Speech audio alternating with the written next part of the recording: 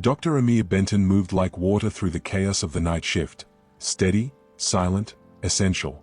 The trauma unit always buzzed with tension, but Amir made it hum. While others barked orders or panicked behind procedural jargon, he listened to the rhythm of each moment, slicing through crisis with focus and compassion. And yet, most people in the hospital knew him simply as the night guy. The label was deceptively casual, concealing the truth behind its ease. Amir was not on the night shift by choice, it was where they kept him, where they could use him without showcasing him.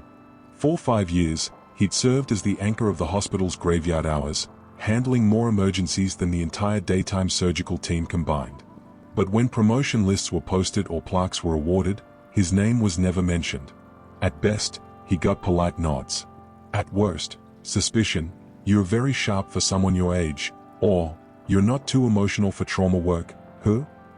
The sting wasn't just in the words, it was in how they smiled when they said them. Like they were giving him something. Amir had long since stopped reacting. He held his truth behind his eyes and wore his skin like armor. Not because he wanted to, but because he had to. There was no room for error, no second chances, not for someone who looked like him. He kept his head down, even when every cell in his body begged him to speak up. His younger sister, Maya, called it professional survival, but Amir knew what it really was. It was grief. A slow-burning ache. Every time he was talked over in meetings, every time a patient thanked his white intern instead of him, every time a colleague laughed off a racist joke as just locker room talk, something inside him receded, quietly. But he stayed. For the patients. For the ones who had no one else. That night, the trauma room lights felt harsher than usual. A police radio chattered in the background as EMTs wheeled in victims from a car crash. 4 teenagers, broken and bleeding, sprawled on stretchers. The head surgeon on call, Dr. Grove, was unreachable, likely asleep in her downtown condo. Amir didn't wait. He moved in. Scalpel. Clamp. Suture. He called out instructions, his voice calm, sharp. Nurses snapped to attention. One of the white interns, Hallie, hovered nervously. Amir caught his eye. "You know what to do," Amir said. "Step in or step out." Hallie swallowed, stepped in. Something clicked. Hours passed. One team coded twice. Amir cracked his chest open in the trauma bay, something most would never attempt outside an OR. His hands were soaked, trembling only once when the heart finally began to beat again beneath his fingers. There was a brief, collective silence. Even the machines seemed to pause. "You brought him back," Hallie whispered, in awe. But Amir didn't answer. He just nodded and moved on to the next. By dawn, the chaos had quieted. The teens lived. The families wept. Nurses slumped against walls, exhausted. Amir walked into the locker room, alone, peeled off his scrubs, and stared at himself in the mirror. His face was calm. Still. But he saw it, the truth behind his tired eyes. He was saving lives in a place that barely acknowledged he existed. He went home, slept 3 hours, and returned that afternoon when he saw the hospital's official statement trending online. "Thanks to the leadership of Dr. Grove and our daytime surgical team, we were able to successfully manage last night's trauma event. #Excellence in care." There were smiling photos of Dr. Grove standing in the daylight, surrounded by fresh-scrubbed doctors who hadn't even been there. No mention of Amir. No mention of the night shift.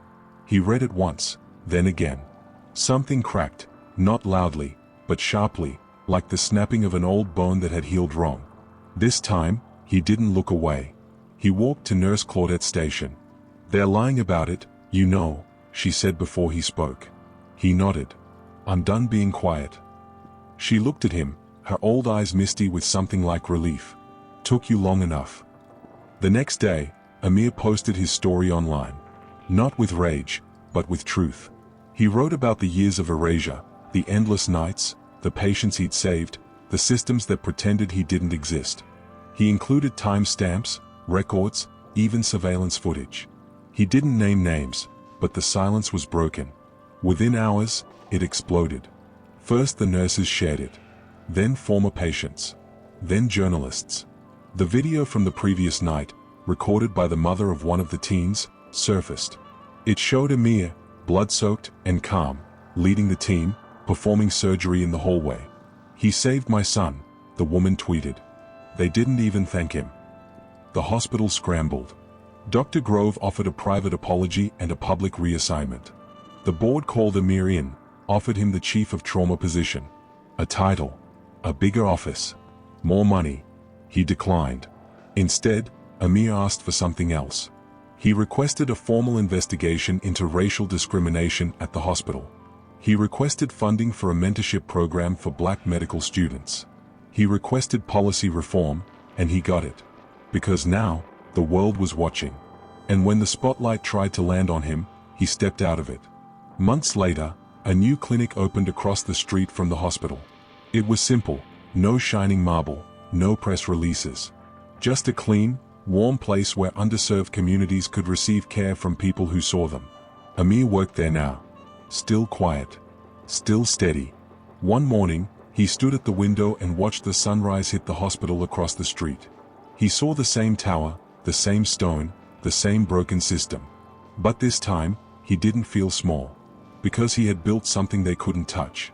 A year later, the hospital unveiled a new wing, the Benton Center for Equity in Medicine. It wasn't their idea, it was the community's. Patients, former interns, and even a few humbled colleagues had pushed for it. The board resisted, then relented. Amir didn't attend the opening.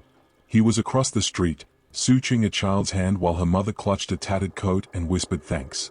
He smiled, not because he needed the praise, but because it meant someone felt safe here. That was enough. After his shift, he stepped outside. The city hummed.